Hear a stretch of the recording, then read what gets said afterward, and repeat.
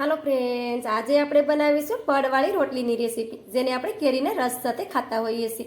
તો આપણે આજે એક સાથે 10 રોટલી બનાવી અને તૈયાર કરીશું. તેના માટે આપણે ઘઉંનો લોટ લીધો છે અને લોટને મેં પહેલેથી સાળી અને પછી લઈ લીધો છે. સૌથી પહેલાં આપણે તેમાં થોડું થોડું પાણી નાખતા જશું અને લોટ બાંધી અને રેડી કરી લેશું. આપણે રોટલી બનાવવા માટે લોટ બાંધતા હોય એવી રીતે જ આપણે સોફ્ટ લોટ બાંધવાનો છે, એટલે આપણે એક સાથે 10 રોટલી બનાવી અને તૈયાર કરી શકીએ.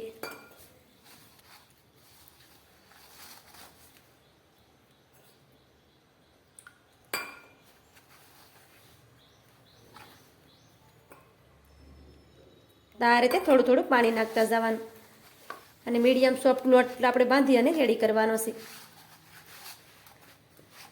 આ રીતે તમે જોઈ શકો છો કે આપણે તેમાં થોડું થોડું પાણી નાખતા ગયા છે અને મીડિયમ સોફ્ટ આપણે લોટ બાંધી અને રેડી કરી લીધો છે. લોટને તમે જોઈ શકો છો કે લોટ આપણો એકદમ સોફ્ટ છે. હવે તેની ઉપર ઢાંકણ ઢાંકી દેશું અને લોટને આપણે 5 મિનિટ માટે રેસ્ટ કરવા માટે રાખી દેશું. હવે આપણે રોટલીની સાથે ખાવાની મજા આવે તેવો આપણે કેરીનો રસ કાઢી લેશું. તેના માટે આપણે 2 પાકેલી કેરી લીધી છે. આ કેરી છે અત્યારે ચોમાસામાંથી બીજા રાજ્યમાં થાય છે, આપણા રાજ્યમાં નથી થતી અને આમાં કોઈ પણ જાતની જંતુ નથી હોતી. આ રીતે કેરી તમે જોઈ શકો છો.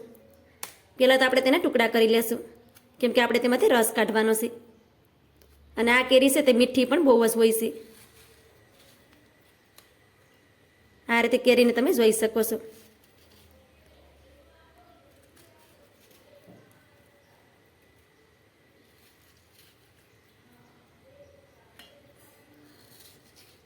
તો આ રીતે આપણે કેરી છે તેની સીરું કરી લીધી છે.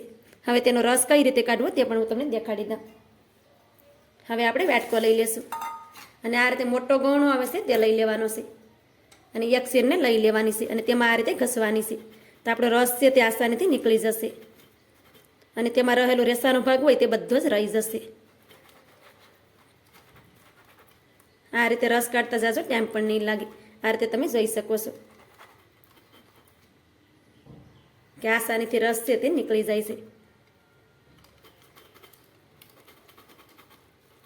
તો આ રીતે એક એક શીર છે તેને આપણે લેતા જશું અને તમે જો કેરીની સ્યાલ છે તેને માથેલી કાઢી અને તેને ટુકડા કરીને મિક્સરના જારમાં પીસી લેવાનું.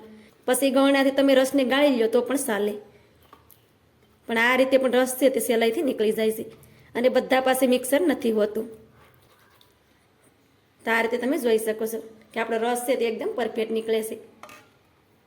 આ રીતે તમે જોઈ શકો છો કે આપણે કેરીનો રસ કાઢી અને રેડી કરી લીધો છે. હવે તેને સાઈડ પર રાખી દઈએ. હવે આપણે રોટલી બનાવી લેશું. લોટને આપણે રાખ્યો તેની પણ 5 મિનિટ થઈ ગઈ છે. 5 મિનિટ પછી જોઈ શકો છો કે લોટ પણ આપણો એકદમ સોફ્ટ થઈ ગયો છે. હવે થોડું તેમાં તેલ નાખી દેશું અને તેલથી સારી રીતે મોણ દઈ દેશું, એટલે લોટ છે તે હાથમાં સોટે નહીં. હવે તેમાંથી આપણે નાના લુવા કરી લેશું. તો આપણે એક સાથે 10 રોટલી બનાવવાના છે, તો 10 લુવા બનાવી અને રેડી કરી લેશું. તમારે નાની રોટલી બનાવી હોય તો નાના લુવા કરવાના અને મોટી રોટલી બનાવી હોય તો મોટા લુવા કરવાના. તો આપણે આ રીતે નાની રોટલી બનાવીશું, તો આ રીતે નાના લુવા કરી લેશું. આ રીતે આપણે 10 લુવા બનાવી અને રેડી કરી લીધા છે.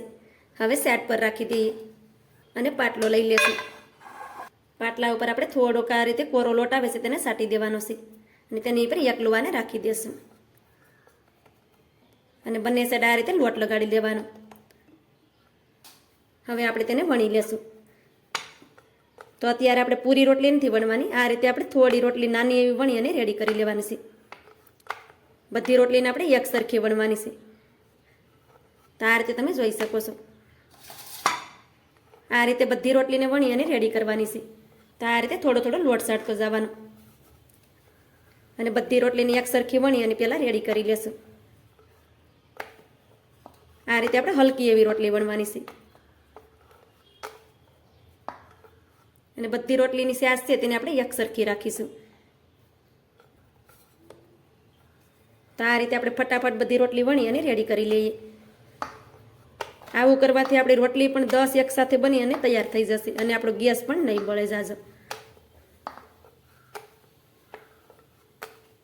આ રીતે આપણે બધી રોટલી વણી અને રેડી કરી લીધી છે. રોટલીને તમે જોઈ શકો છો કે આપણે 10 રોટલી છે તેને વણી લીધી છે. હવે આ રોટલીને આપણે પાટલા ઉપર રહેવા દેશું અને તેમાં આ રીતે તેલ નાખી દેશું અને તેલ છે તેને રોટલી ઉપર આ રીતે લગાડી દેવાનું છે. હવે તેની ઉપર આપણે થોડોક આ રીતે કોરો લોટ આવે છે તેને સાટી દેવાનો છે. હલકો એવો સાટવાનો, વધારે આપણે નથી નાખવાનો, નકર રોટલી ખાતી વખતે આપણે એકલો લોટ આવે મોઢામાં. હવે બીજી રોટલી હોય તેને એની ઉપર રાખી દેવાની છે આ રીતે, અને તેની ઉપર પણ આપણે તેલ લગાડી દઈશું આ રીતે, અને આ રીતે ફેલાવી દેવાનું. તો આ રીતે એક પછી એક રોટલી છે તેને આપણે રાખતા જવાનું છે, અને ઉપરથી થોડું તેલ લગાડી દેવાનું, અને આ રીતે થોડોક આપણે કોરો લોટ નાખી દેવાનો છે. આ રીતે કરવાથી આપણી રોટલીના પડ છે તે એકદમ છૂટા પડી જશે. તો બધી રોટલીમાં આ પ્રોસેસ છે તે આપણે કરવાની છે, અને એક પછી એક આપણે રોટલી છે તેને રાખતા જશું. આ રીતે આપણે બધી રોટલીની એક પછી એક છે તેને રાખી દીધી છે. હવે ઉપરથી આ રીતે કોરો લોટ સાટી દેશું. હવે તેને આપણે વણી લેવાની છે. તો રોટલીને આપણે આ રીતે એક સરખી વણવાની, અને આ રીતે બંને સાઈડમાં ફેરવતા જવાનું છે ને વણવાની છે. એટલે રોટલી છે તે એક સરખી બને. જેટલી તમારે પાતળી રોટલી કરવી હોય એ રીતે તમે પાતળી રોટલી કરી શકો, અને આ રીતે વણી લેવાનું. તો આ રીતે બંને સાઈડમાં ફેરવતા જવાનું, એટલે રોટલી છે તે આસાનીથી વણાઈ જશે. રોટલીને આપણે બંને સાઈડમાં ફેરવતા ગયા છે, અને રોટલીને આ રીતે આપણે વણી લીધી છે. રોટલીને તમે જોઈ શકો છો કે રોટલીને આપણે એકદમ પતલી રાખી છે, કેમ કે પડવાળી રોટલી છે તે એકદમ પતલી જ સારી લાગે છે ખાવામાં. હવે રોટલીને આપણે શેકી લેશું. રોટલીને શેકવા માટે આપણે તવાને પણ ગરમ કરવા માટે રાખી દીધો હતો, અને તવો પણ આપણો સારી રીતે ગરમ થઈ ગયો છે. હવે તેમાં આપણે રોટલી છે તેને રાખી દેશું આ રીતે, અને રોટલીને આપણે સડવા દેશું. રોટલીને શેકાતા થોડી વાર થાય પછી રોટલીને આપણે બીજી સાઈડમાં પલટાવી દેવાની છે. તો આ રીતે તમે જોઈ શકો છો કે ઉપરનું પડ છે તે સારી રીતે સડી ગયું છે. હવે તેની ઉપર આપણે થોડું ઘી લગાડી દેશું આ રીતે, એટલે આપણી રોટલી છે તે એકદમ સોફ્ટ બને.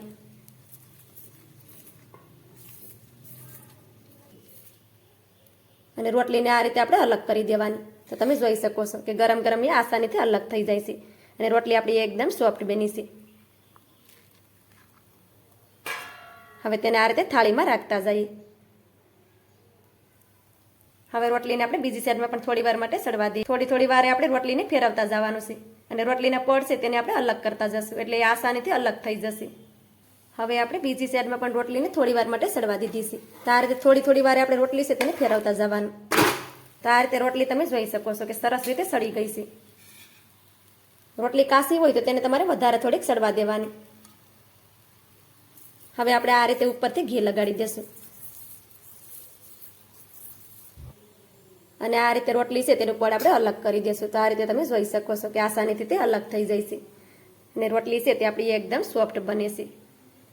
હવે તેને પણ આપણે થાળીમાં કાઢી લેશું.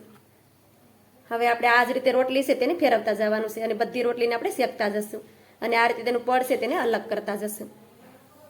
આ રીતે તમે જોઈ શકો છો કે આપણે 10 રોટલી છે તેને શેકી અને રેડી કરી લીધી છે, અને રોટલી આપણી એકદમ સોફ્ટ બની છે, અને એકદમ પતલી રોટલી બની છે. તમે જોઈ શકો છો. હવે તેને આપણે કેરીના રસ સાથે સર્વ કરી દઈએ. તો આ રીતે રોટલી તમે પણ ચોક્કસથી બનાવજો, ખાવામાં તો ખૂબ જ ટેસ્ટી લાગે છે. તો મારી આજની રેસીપી તમને સારી લાગી હોય તો લાઇક, શેર, સબસ્ક્રાઈબ કરવાનું ભૂલતા નહીં. તો મળીશું એક નવી જ રેસીપીની સાથે. ત્યાં સુધી બધાને જય માતાજી.